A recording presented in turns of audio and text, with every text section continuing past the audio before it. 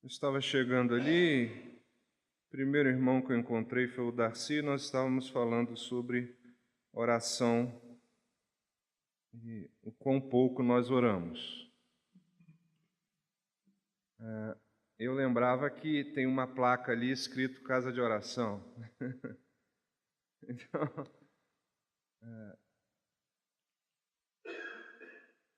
nós lembramos do Velho Testamento, nós lembramos de Jesus, lembrando o Velho Testamento, dizendo: a minha casa será chamada Casa de Oração. Portanto, há louvor na casa de Deus, mas ela não é chamada de casa de louvor. Há pregação na casa de Deus, mas ela não é chamada de casa de pregação. Há adoração na casa de Deus, mas ela, mesmo assim, não é chamada de casa de adoração. Há estudo da palavra na igreja, mas ela não é chamada casa de estudo. É casa de oração. Claro, Jesus estava se referindo ao templo em Jerusalém, mas claro que isso é muito mais abrangente. Ele está dizendo que aonde está a casa de Deus, e a casa de Deus é a igreja do Deus vivo, forma-se ali naquele local, naquela casa, casa de oração. Portanto, a gente pode se esquecer de qualquer coisa aqui, menos de oração. Oração deve predominar, ter em abundância em nosso meio. Portanto, nós oramos para tudo e devemos orar muito mais. Para os irmãos que não estavam pela manhã, eu vou lembrar um pouquinho rapidamente para nós avançarmos. Nós vamos até 7. Vai ser bem corrido. Vamos lá.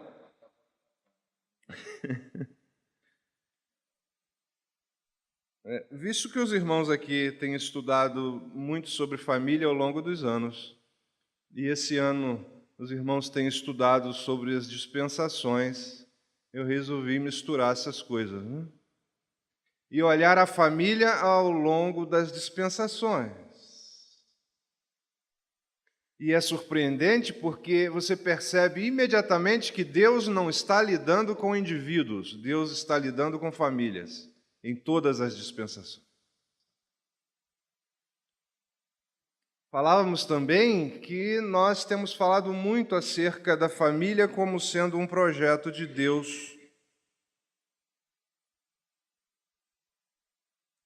Mas ele é mais do que isso. Porque Deus não só idealizou a família, Ele construiu a família. Então, família é obra de Deus. Obra de Deus. Obra feita, acabada. Agora, nós às vezes não percebemos um outro projeto, que é o projeto de destruição da família. E esse é bem evidente. Não é possível que você assista a televisão e não perceba isso a todos os instantes. Nos comerciais de carro, de bebida, de cartão de crédito, há embutido sempre ali uma pequena mensagem de 1 segundo, de 1 milésimo de segundo, em direção à destruição da família. Não, isso não é uma paranoia nossa. Isso é uma realidade. E alguns vão a público e deixam isso bem claro, que a família tal qual conhecemos não serve mais para nós. Então nós precisamos de uma sociedade que seja grupal, e não uma sociedade de famílias. Porque se ela for grupal, então não há barreiras. Um pai pode ser uma mãe, e uma mãe pode ser um pai, e pode ser o que você quiser. Com quem você quiser, a hora que quiser, porque vamos celebrar uma liberdade. E para isso precisamos destruir a família tal qual a conhecemos, porque ela é um alicerce incômodo para o mundo, especialmente para Satanás. Portanto, Satanás luta contra a família não nesse século. Ele luta desde o Éden.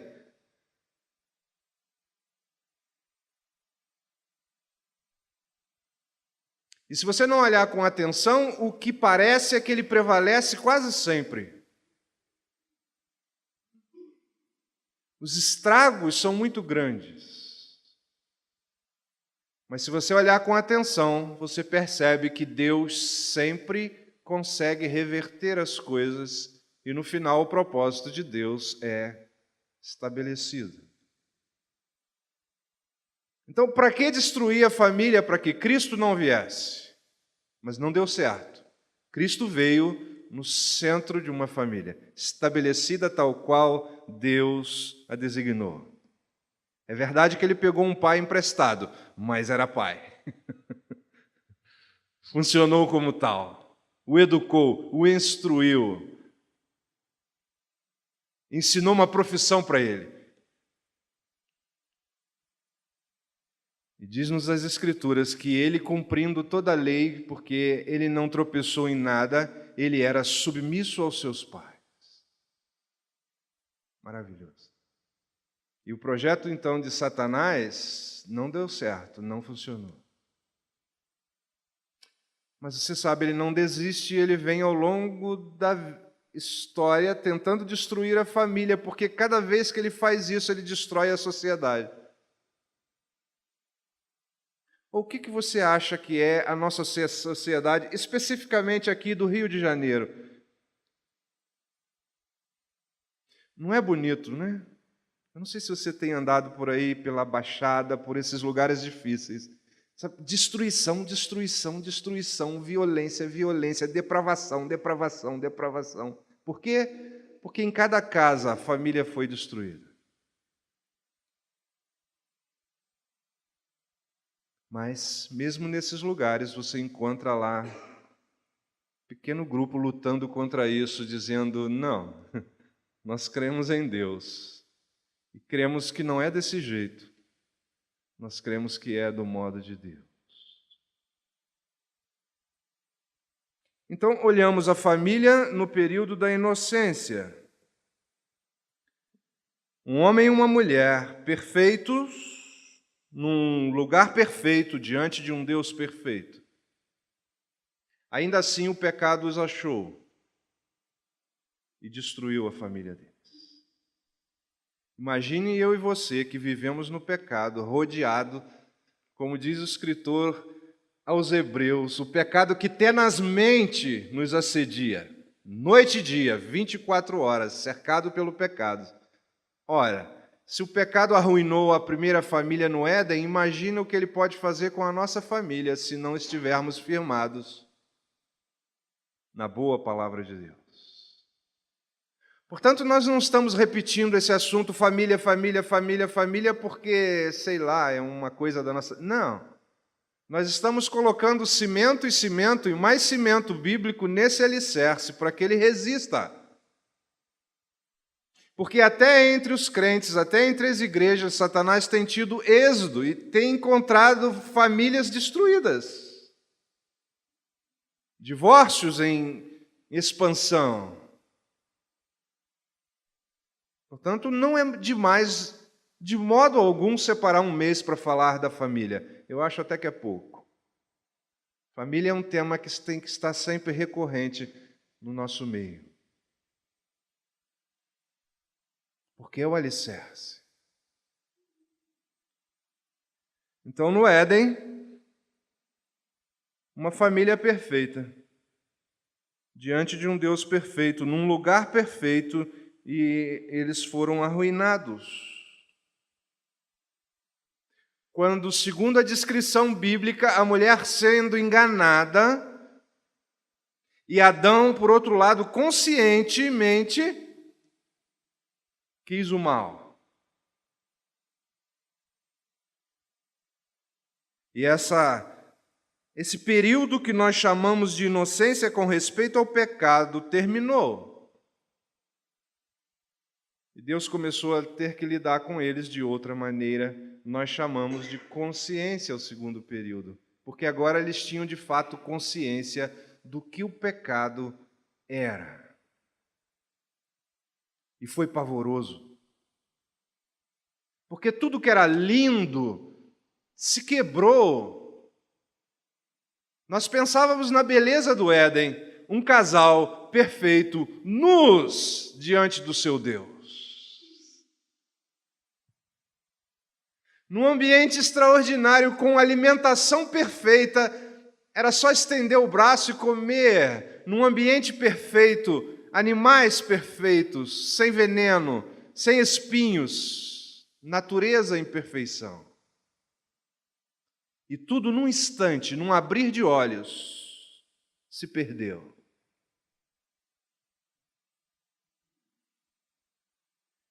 E o que imperou agora? Medo de Deus, pavor da presença de Deus. E o que era prazeroso antes se tornou cansativo, e agora o cuidar do jardim se tornou um trabalho de lavrar a terra.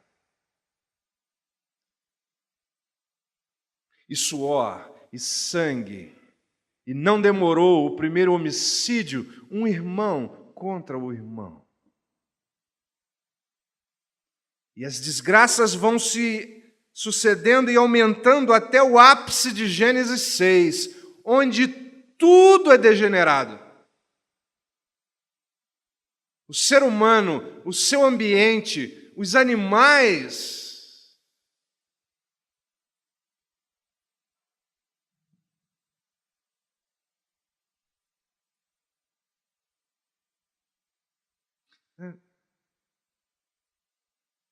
Você vai no aniversário de criança e tem a festinha de Noé. É tudo lindo, arquinha de Noé, bichinho de Noé.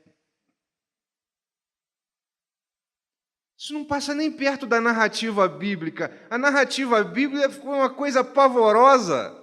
Deus destruindo todas as coisas numa expansão global. Por causa da perversão, do pecado, sobremodo na vida do homem. Mas sabe, a família estabelecida no primeiro período não foi abandonada por Deus no segundo período por causa do pecado. Deus continua falando a eles. Deus continua lidando com eles. Deus continua orientando eles. E por causa do ponto em que as coisas chegou, Deus vai abrir um outro período, porque Deus vai destruir o mundo. Pense, entre todos os habitantes do planeta naquela época, só uma família escapou. Significa todo o restante degenerou. Se corrompeu a um modo de que só a destruição de Deus era remédio para eles. Mas uma família perseverou. Uma família perseverou. E a voz de Deus é então para Noé: entra na arca, tu, tua mulher, teus filhos, tuas noras. Pequeno núcleo entre toda a humanidade. Satanás quase teve êxodo. Mas não. Deus venceu mais uma vez, uma família foi preservada. E nesse novo período que chamamos de governo humano, Deus começa a tratar e falar com família, e cuidar de família, e orientar família. Até que Deus vai mudar de novo o modo de tratar, e nós chegamos no maravilhoso capítulo 12 de Gênesis, em que Deus vai estabelecer a sua promessa. Uma dispensação tão extraordinária que ela não findou com a lei, ela passou por fora.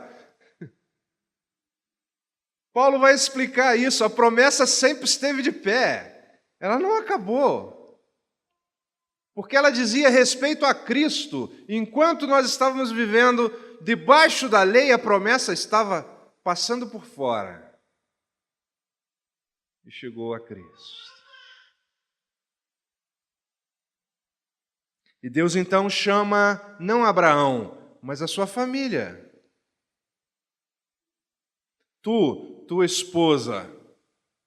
E aí ele não tinha filho, ele levou o sobrinho. Sobrinho é família. Eu lembrava pela manhã o quadro lindo que nós tivemos aqui do Locir tratando do seu sobrinho como filho. Não foi lindo? Lindo. Lindo. Abraão fez o mesmo com Ló. Ele leva Ló e o trata como filho. E aquilo é dito como família.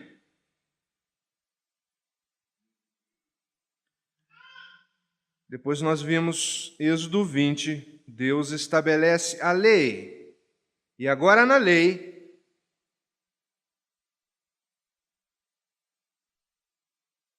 Deus estabelece função para cada um da família.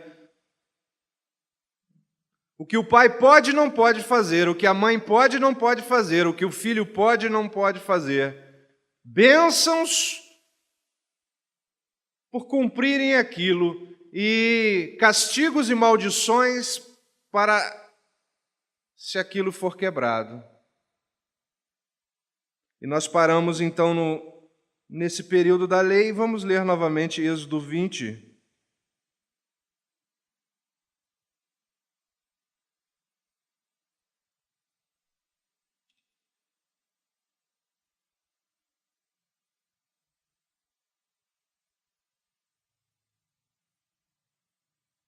Deus levantou Moisés, mas primeiro deu um sogro para ele, porque Moisés precisava de um sogro. Você não estava aqui pela manhã, mas você pode ler o capítulo 18 de Êxodo, você vai ler 13 vezes Jetro, sogro de Moisés. Jetro, sogro de Moisés. Parece um mantra, Jetro, sogro de Moisés. Jetro, sogro de Moisés. Você chega à conclusão que Moisés precisava de um sogro, e Deus deu o melhor para ele.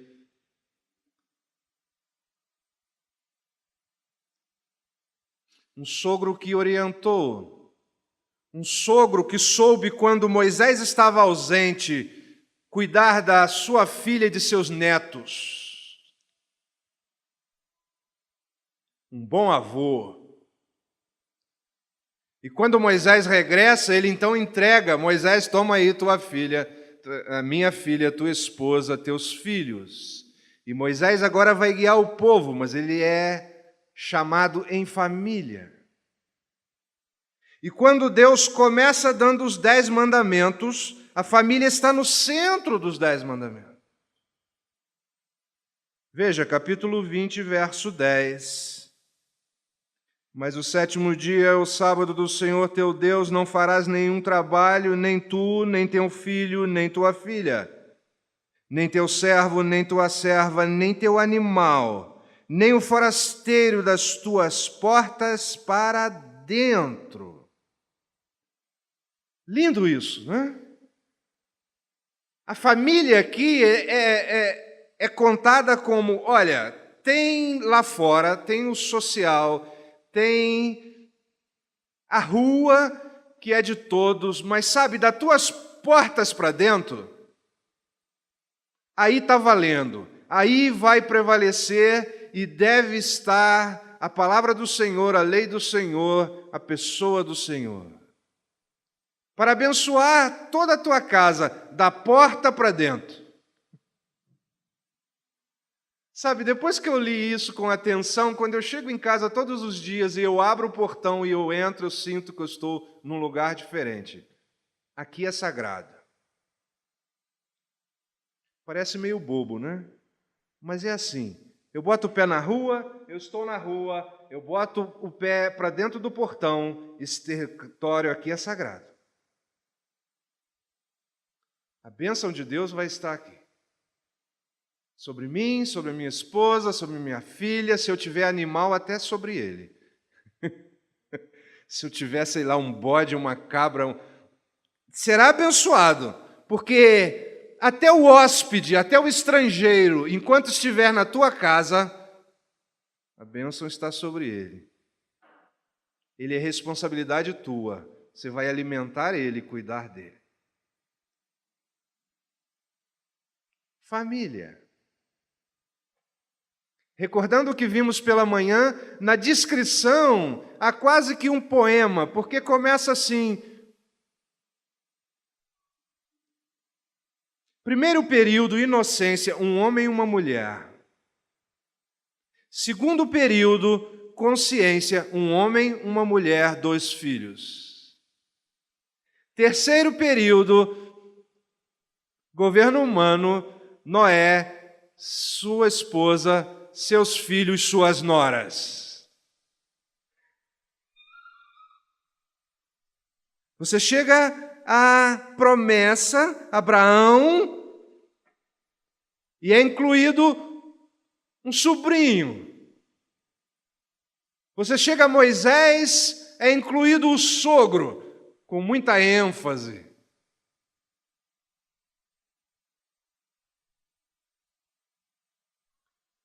Sogro-avô. Maravilhoso. Você chega na lei com Moisés. Teu filho, tua filha, teu servo, tua serva, teu animal, o estrangeiro na tua casa, da porta para dentro, família. Sagrado. Sagrado.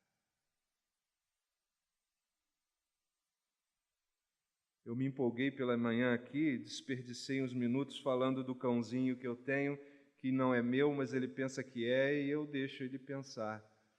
E ele vai lá em casa 2 vezes por dia. É a coisa mais linda que eu tenho lá. Que coisa! Que coisas são os animais, criação de Deus, para alegria e benefício nosso.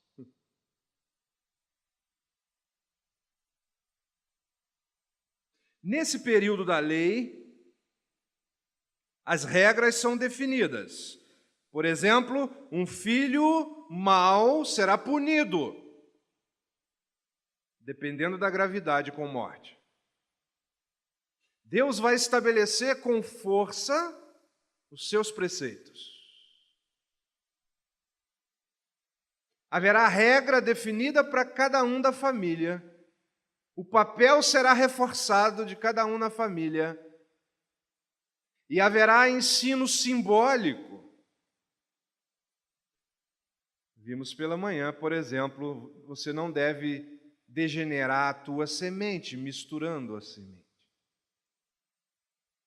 Os judeus têm zelo com isso, em ter sementes certas, de plantas certas, e não deixar que a tecnologia moderna, que o conhecimento humano venha modificar geneticamente as coisas que Deus criou.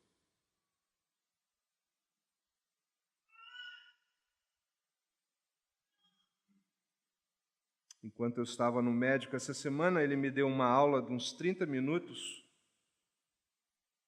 e falava das coisas que estão nos fazendo mal nos dias de hoje. E ele disse, entre tantas coisas, 2 coisas são muito graves, Marcelo. Médico. É bom ouvir médico, né? A medicina é uma bênção. Ele dizia que está matando as pessoas hoje, hein? Muitas coisas, mas 2 coisas. Gordura trans. Ele falava para mim, Marcelo, toda hora chega gente no meu consultório e diz, fui num churrasco, estou passando mal. Comi uma carne de porco, estou passando mal. Ele dizia, não foi a carne de porco que te fez mal. O problema é que tem uma coisa antes estragando o teu organismo e agora o que ele iria lidar com facilidade ele não consegue mais, porque ele está sendo envenenado aos poucos. Ele dizia, o inocente biscoito está carregado de gordura trans. Isso está matando as pessoas. Ele dizia, o pãozinho gostoso que você come todo dia, cheiroso, maravilhoso, tem 450 vezes mais glúten do que o trigo original. Isso está nos matando. Por isso você está aqui no meu consultório em crise. Eu saí de lá dizendo, Senhor, eu sou teu servo, eu não posso destruir o templo do Espírito do Senhor, eu tenho sido negligente, eu preciso ficar atento para isso.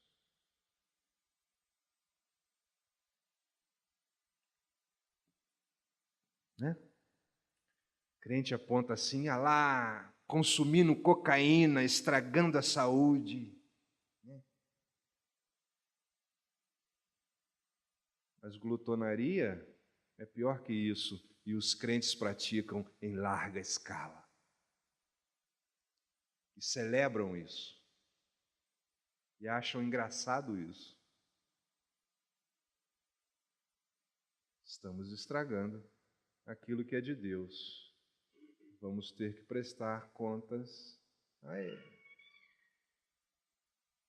Mas simbolicamente o sentido ali era não mistura.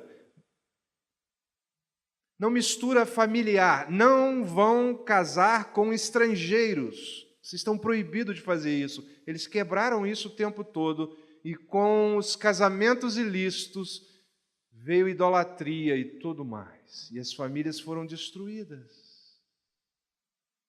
Havia, por exemplo, o simbolismo: não vai arar a terra com jumento e boi. Você não faz isso, você não coloca espécies diferentes debaixo do mesmo jugo, mas o crente pensa que pode e ele casa em jugo desigual. Então havia lei, havia punição, havia bênção e havia o ensino figurado. Mas Deus sempre lidando com famílias. O que dizer do verso 12? Nós lemos também. Êxodo 20, 12. Honra teu pai, tua mãe, para que se prolongue os teus dias na terra que o Senhor teu Deus te dá. Isso é a parte mais importante do alicerce. Se você quebra isso, o resto desaba. Por isso o Novo Testamento insiste e repete isso: obediência aos pais. Pais, para estarem à frente da obra do Senhor, devem ter seus filhos em submissão. Porque se isso não acontece, vai desabar. Satanás sabe disso e ele bate primeiramente para quebrar a submissão de filhos aos pais. Todos os dias, por todos os meios, isso é ensinado para as crianças.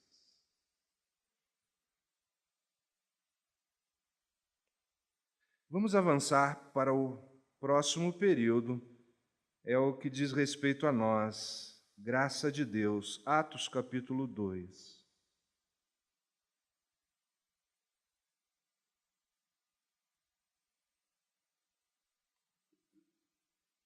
Então Deus lida com a família em todas as dispensações anteriores. A família é o centro de cada dispensação. Não será diferente com a graça e a igreja. Veja como ela nasce. Capítulo 1 de Atos.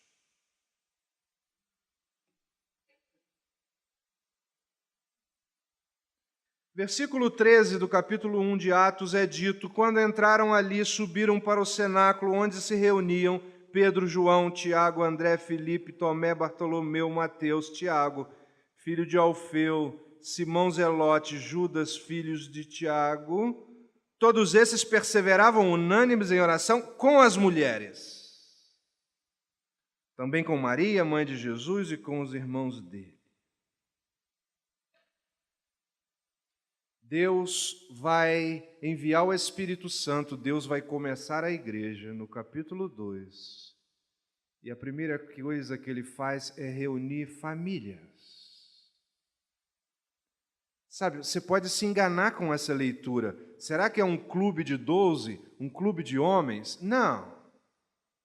Você já leu 1 Coríntios 9, 5? Paulo diz que todos os apóstolos tinham mulheres. Eles eram casados, com exceção de Paulo e Barnabé. Portanto, podemos pensar que as mulheres eram mulheres dos apóstolos, e se estavam os maridos e as mulheres, certamente estavam os filhos, naquele grupo de 120 almas. Deus vai começar algo, ele vai começar com famílias. não com indivíduos, não de uma forma grupal, famílias.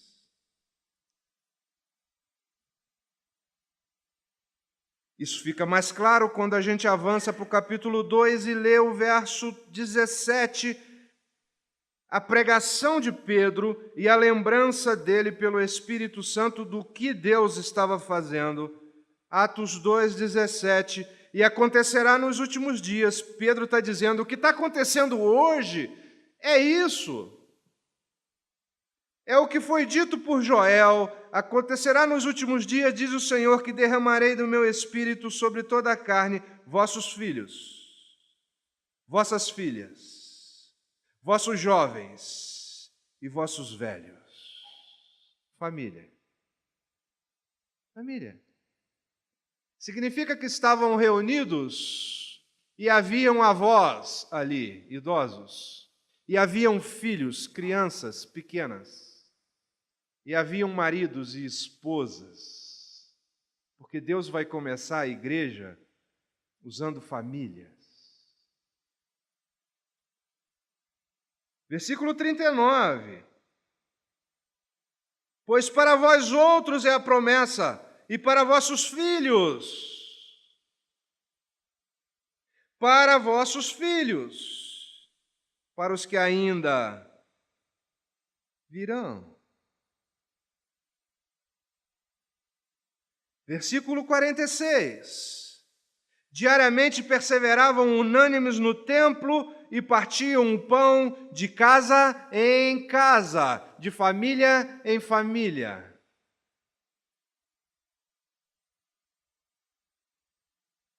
Igreja é basicamente reunião de famílias. Começa-se. Agora, fica melhor quando avançamos para o capítulo 16, por exemplo.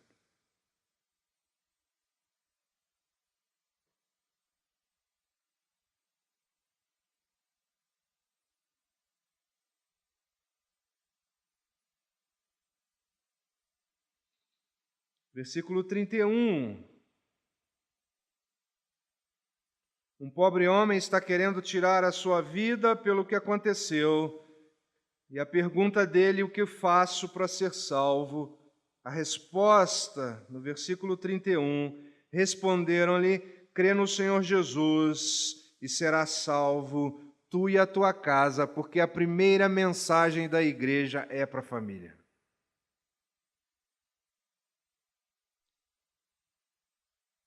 É para a tua casa.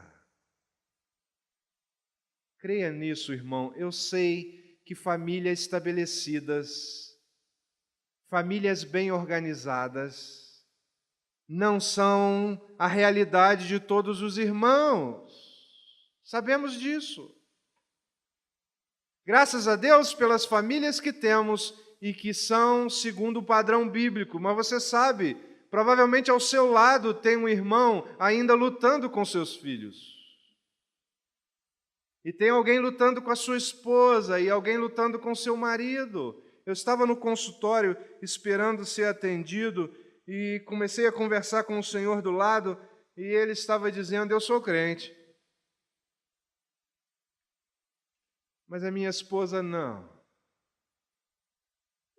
Sabe, a minha esposa diz coisas extraordinárias, ofensivas, abomináveis com relação a Deus.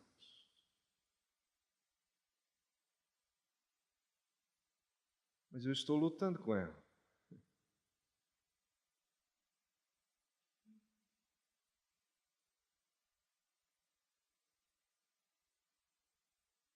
Também não é realidade que exista algum irmão que tenha uma família perfeita. Isso não existe. Só Adão no início. Portanto, o que estamos fazendo é lutar para alcançar o padrão bíblico. Mas você sabe, é uma luta diária. E se você tem crianças pequenas e estão criando aí seus filhos, vocês sabem disso. A luta que é todos os dias para ter a casa segundo Deus.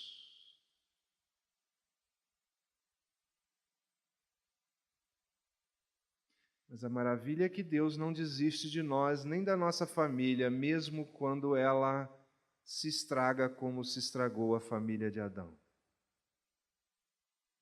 Porque Deus pode restaurar famílias.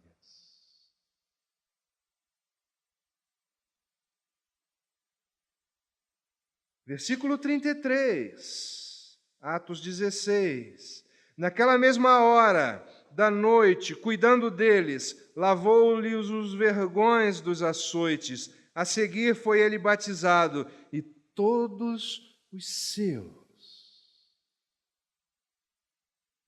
Sabe, é o ápice. É o ápice. Começa em Adão, um homem e uma mulher.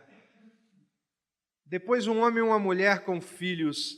Depois a narrativa mostra um homem e uma mulher com filhos e noras. Depois a narrativa mostra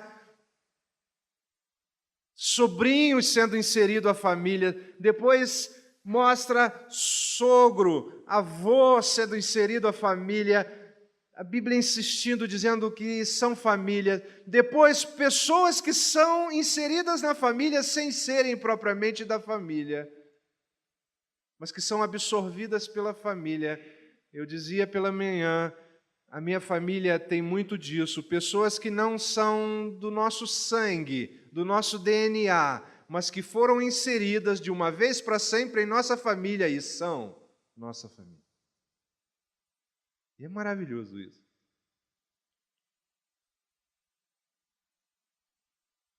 E nós chegamos na lei em que é dito das portas para dentro, família.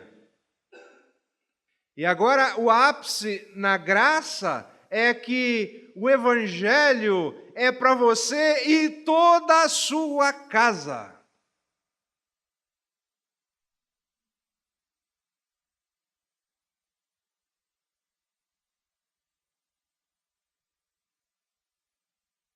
Toda a sua casa. A primeira coisa que Deus disse para o casal perfeito lá no Éden é: sede fecundos.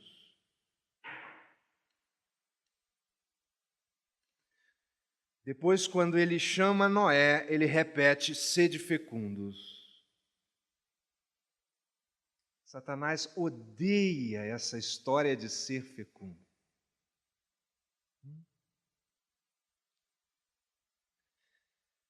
Certamente você já ouviu na universidade, na televisão, na internet, dizendo assim: nós estamos com mais de 7 bilhões de habitantes, nós vamos destruir o planeta, tem gente demais.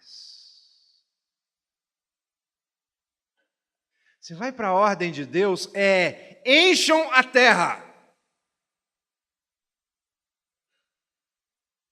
Satanás está dizendo, tem gente demais, 7 bilhões, gente demais. O planeta não sustenta 7 bilhões. Eu nunca vi uma mentira tão desvalada como essa. Você pode andar no nosso país horas e horas e horas, em alguns lugares, dias e dias, em lugares ermos, sem habitante algum. A terra nem de longe está cheia.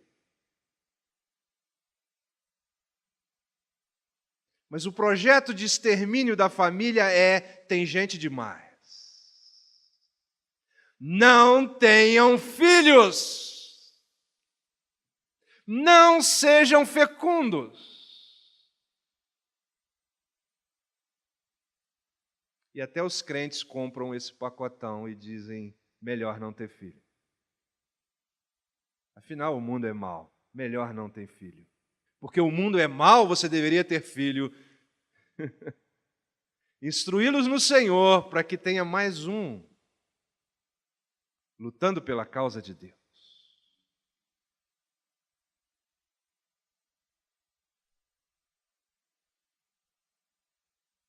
Não há alimento para todos. Claro que há alimento para todos.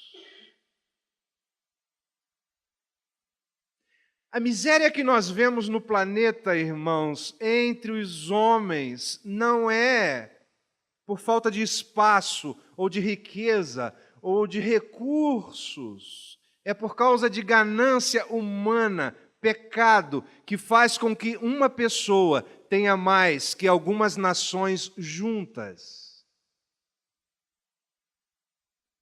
O problema de miséria na África não é escassez de alimento e falta de espaço, é ganância humana que desgraça as famílias.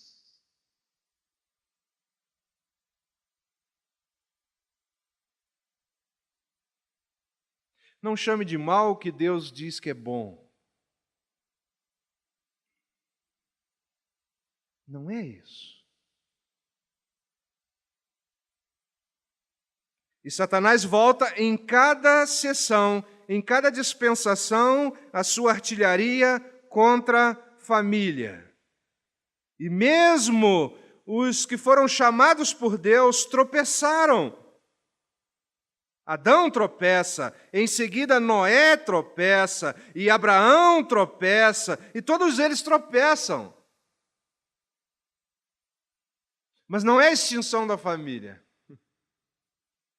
E Deus não desiste deles, Deus continua, continua e continua, e agora na graça é para tu e toda a sua casa.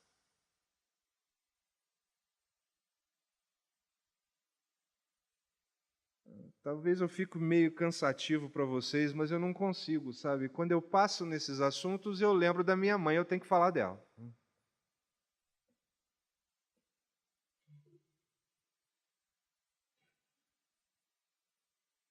Meu pai sai de casa, eu tenho 7 anos, minha mãe fica sozinha com 7 filhos.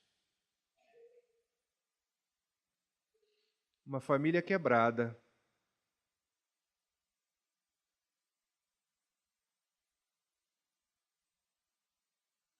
Eu poderia desistir de tudo.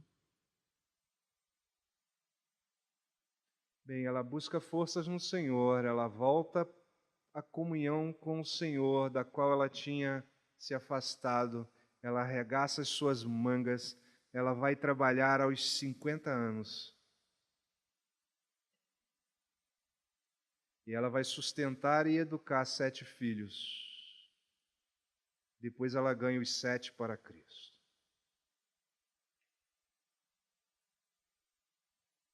Sabe? Deus pode restaurar a tua família, não importando o estado atual dela, o quão quebrada ela está. Deus pode. Deus quer. Deus não só projetou família, Deus estabeleceu família, Deus abençoou família, Deus cuida de família. O tempo acabou, mas nós temos uma última dispensação que nós conhecemos que se chama o reino de Jesus. Deixa eu resumir isso. Daqui a pouquinho Cristo vai voltar. Nós esperamos por Ele. Do jeito que as coisas estão indo, não precisa ser assim profeta para saber que em algumas décadas, mesmo as igrejas terão muita dificuldade em fazer reuniões como essa, falando sobre família. Porque mesmo a igreja tem sido atingido pelos dardos de Satanás. Talvez nós tenhamos que chamar então os velhinhos para que eles venham falar para nós sobre família. Se nós continuarmos nessa trajetória que estamos.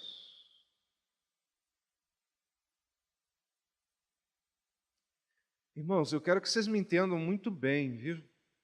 Eu não quero ser confundido hoje à noite. Eu sei que há casais que nunca terão filhos. Ok? Eu mesmo, durante 10 anos, estava convencido de que nunca teria filho. Então, terão entre nós sempre casais que nunca terão filhos. E mais, terão pessoas que nunca se casarão. Aí eu preciso abrir um parêntese aí. Crente tem uma mania feia de querer casar as pessoas, né? Fulano tá bom para fulano. Vamos empurrar fulano para fulano. Porque não vai ser você que vai ter que viver com aquela pessoa o resto da vida. Mania feia tem os crentes. Paulo claramente diz que há um dom, isso é dom, e há pessoas que não têm o dom para o casamento, deixem elas viverem sozinhas, porque se elas se casarem, elas serão profundamente infelizes.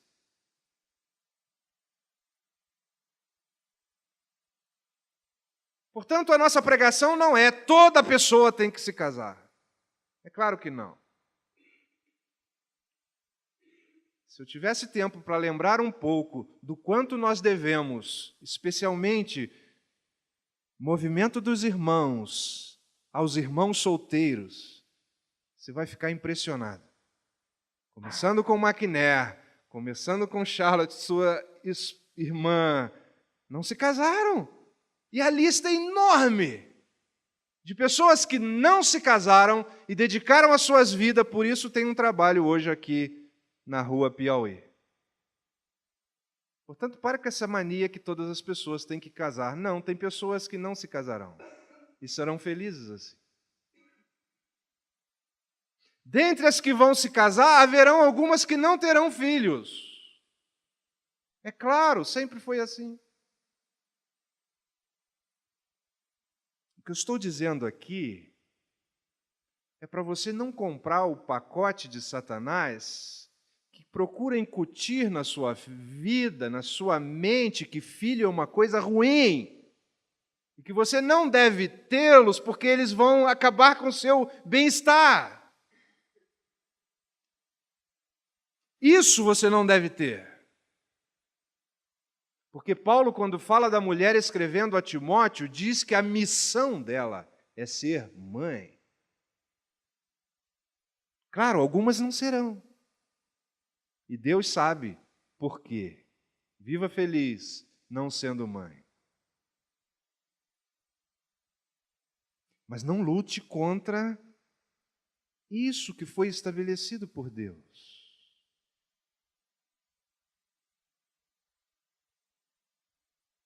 E a nossa geração está lutando contra isso, dizendo claramente não a filhos. Como eu vou no cinema quarta-feira e no shopping tendo filhos?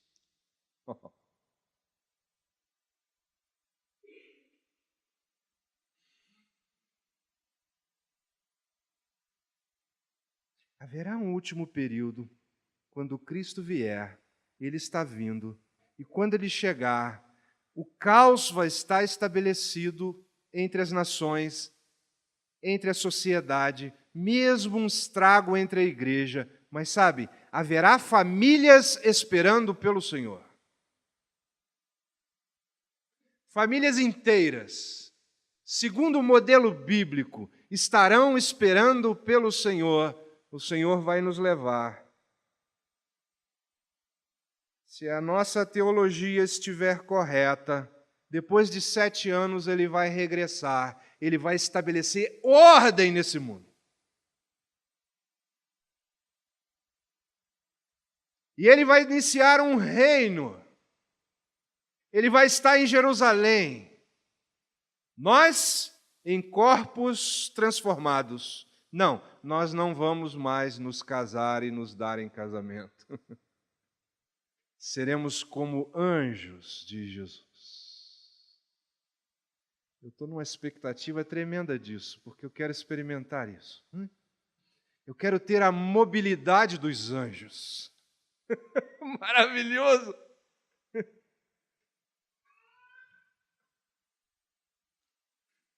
Não precisa de automóvel nem metrô. Você simplesmente vai. Aqueles que estarão em glória com o Senhor.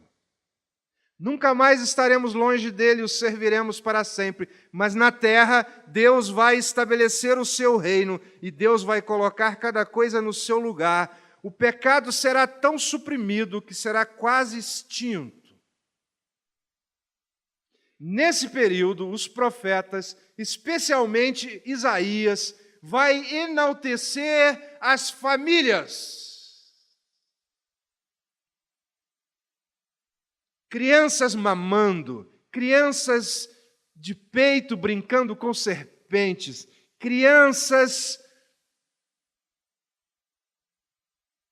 que não morrerão, mortalidade infantil. Eu preciso ler, vamos ler. Isaías 65 e a gente encerra, né?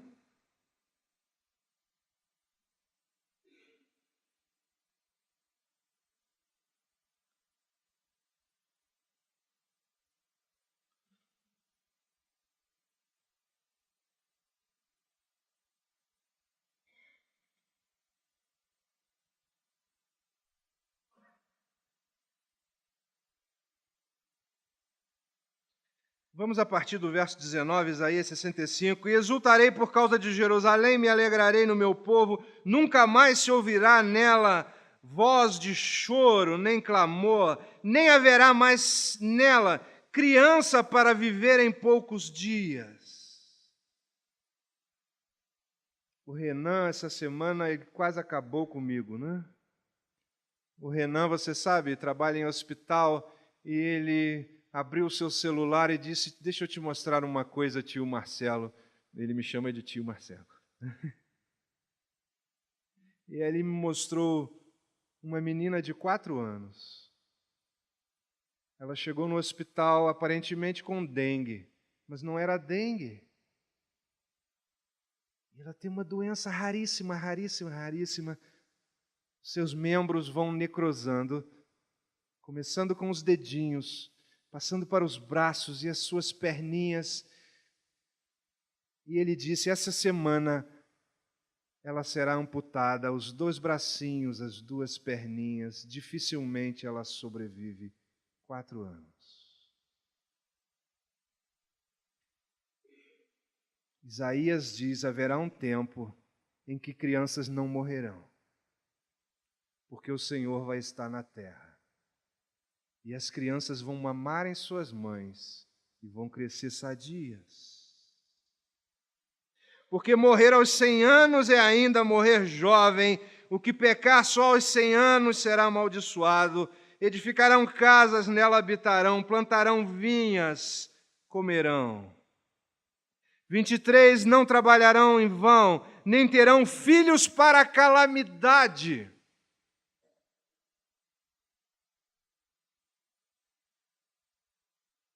Você sabe, se você for à cadeia, está cheio de filhos de crentes, nasceram para a calamidade. Mas no reino de Jesus, isso não acontecerá. Não terão filhos para calamidades. Crianças brincarão, crianças crescerão, famílias se desenvolverão, famílias farão procissão a Jerusalém, todos adorarão ao Senhor, porque o Senhor vai estabelecer essas coisas. Família no Éden, família em todas as dispensações, família no reino, família até o fim, família, família, família, porque família é obra de Deus. E o que nós estamos fazendo aqui hoje, mais uma vez à noite, é pôr mais cimento bíblico nesse alicerce, porque Satanás está lá fora e nós sabemos o seu projeto, e o seu projeto é destruir a minha família.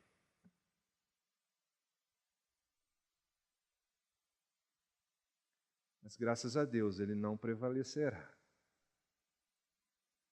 O Senhor prevalecerá.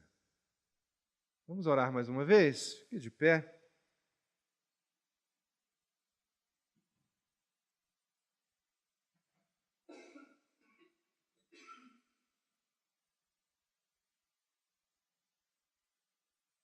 Pai amado, nós somos agradecidos ao Senhor, porque o Senhor tem cuidado de nós, mesmo em dias tão maus que vivemos. Podemos presenciar a bênção do Senhor em nossas vidas, em nossos irmãos. Podemos mesmo, Senhor, ver a Tua glória em todo lugar. Mais uma vez nós rogamos as bênçãos do Senhor sobre cada família, Senhor, aqui representada. Tu nos conheces, sabe o que precisamos, e, Senhor, acima de tudo, nós precisamos da Tua misericórdia, da Tua graça sobre as nossas vidas. Senhor, salve os filhos dos Teus filhos, que eles não cresçam para a calamidade, mas que cresçam para a bênção do Senhor, para a alegria dos seus pais. Dá-nos, Senhor, também coração compreensivo, coração semelhante ao do Senhor, para que venhamos a fazer da família dos nossos irmãos também família nossa, Senhor. Acima de tudo, dá-nos a Tua graça, para que possamos viver para a glória do Senhor, para que a nossa família também seja, Senhor, para a glória do nome do Senhor Jesus. Nós te pedimos em nome do Senhor Jesus. Amém.